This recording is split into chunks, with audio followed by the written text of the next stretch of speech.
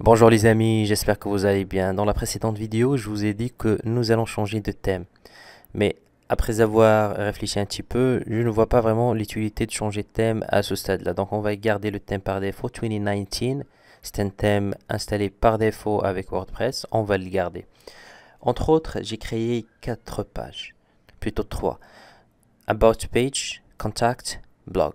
J'ai ajouté une image et du texte dans le homepage. About page, je l'ai laissé vide. Là où vous racontez par exemple votre histoire. Après contact, pour garder le contact avec vos clients. Et blog. J'ai aussi désactivé les commentaires parce qu'il n'y a pas d'utilité d'avoir des commentaires sur les pages.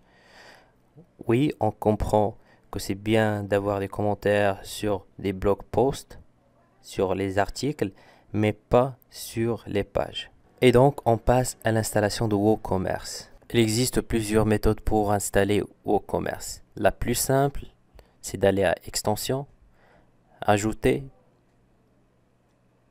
et dans la zone de recherche des extensions, vous tapez WooCommerce.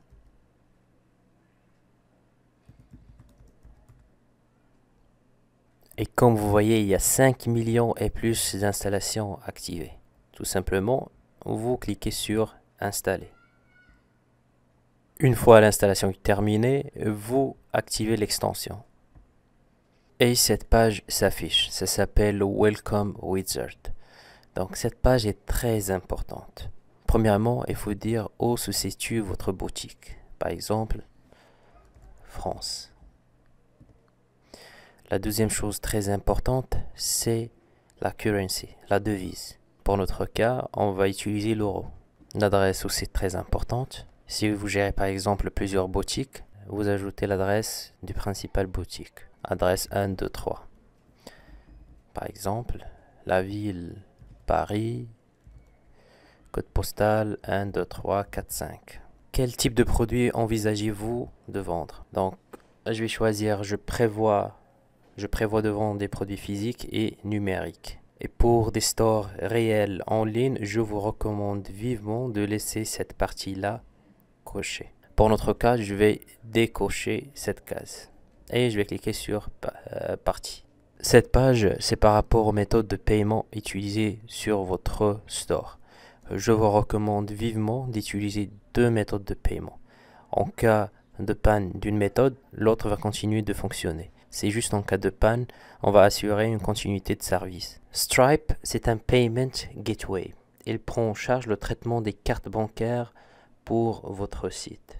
Dans la majorité des cas, quand un utilisateur fait le checkout, c'est-à-dire le paiement, le numéro de carte de crédit est envoyé au payment gateway, c'est-à-dire par exemple dans notre cas Stripe, et celui qui vérifie si le paiement est légitime ou non. Après, une notification est envoyée au site comme quoi le paiement est effectué ou non. Il n'existe pas que Stripe comme Gateway Payment, mais il en existe plusieurs.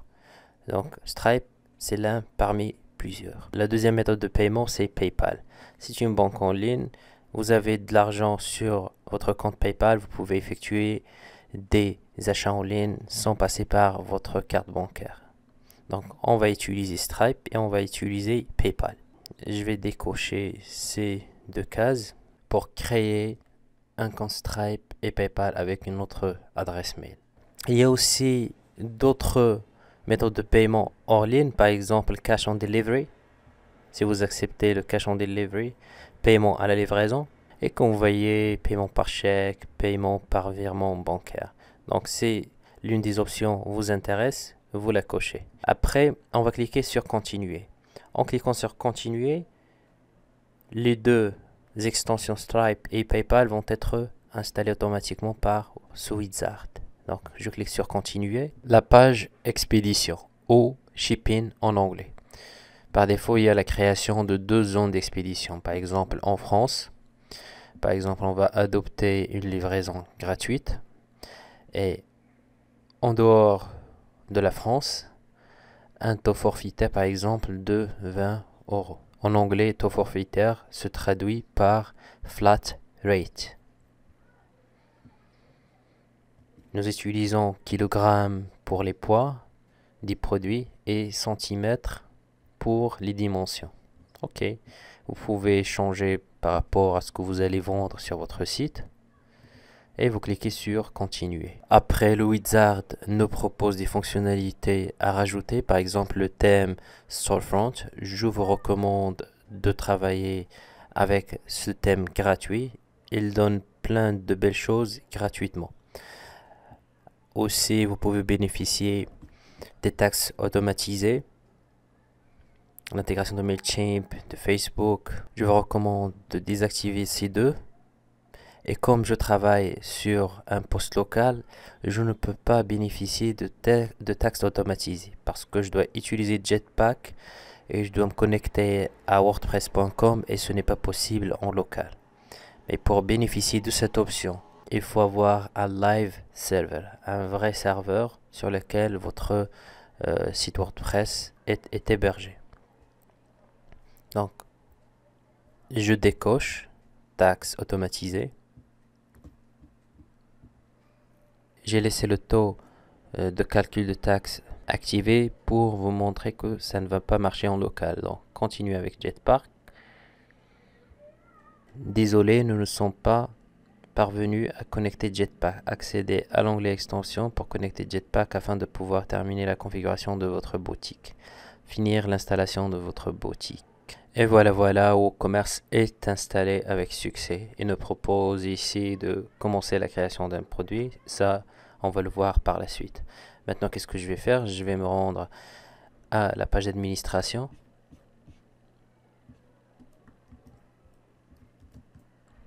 Et voilà notre tableau de bord. Qu'est-ce que je vais faire?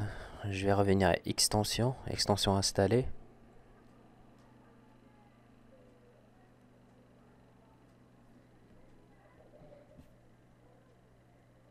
Je vais désactiver Stripe et PayPal. Action groupée, désactiver pour le moment, appliquer.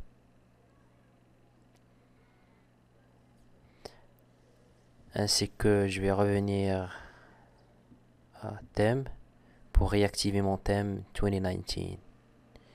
Parce que le thème actuel c'est Storefront. Et moi je vais continuer à utiliser 2019 jusqu'à nouvel ordre.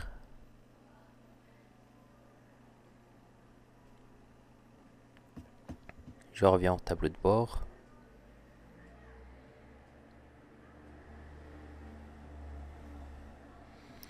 Impeccable.